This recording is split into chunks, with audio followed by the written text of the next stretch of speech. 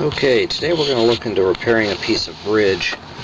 I'm filming this all. This is still the first Monday of my vacation. Saturday and Sunday was spent dealing with catastrophes.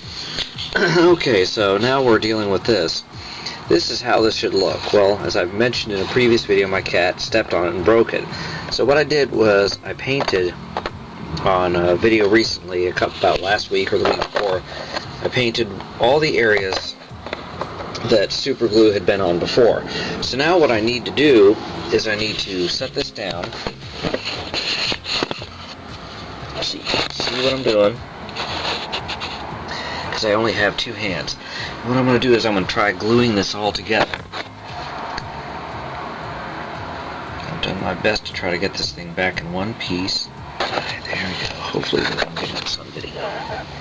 Yeah, that looks good.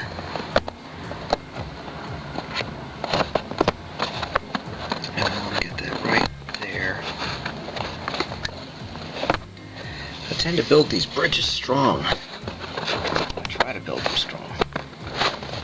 There we go. Just like that. I'm going to hold for a count of 20.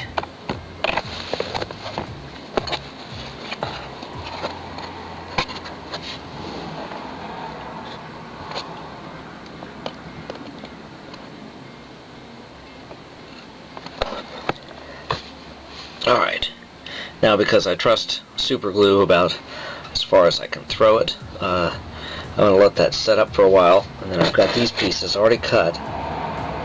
These pieces I'm going to glue right here where it joins, and then I'll just paint over it. Alright, so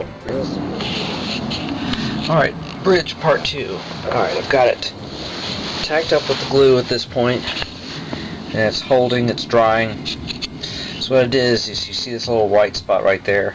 Real short video. Basically what it is I've got a couple of these. These are I-beams that I've cut using my Northwest Shortline chopper, which I really need to replace the razor blade on. I haven't touched that in a while. So I've got one of those glued in place right there. So now that's going to act as a stiffener brace, and then I'm going to flip it over and put it on the other side, and then all I have to do is spray paint this entire thing. One major project I need to do with that is I need to cut these. And basically, like I said before, I showed this and I explained that all that is I took a Atlas bridge as kind of a template so everything would match. Notice the details there. That's what I'm talking about in the last video where I was talking about doing the wash even on areas you don't see. The more detail you have in areas that can't be seen, the more it adds to the area that are seen.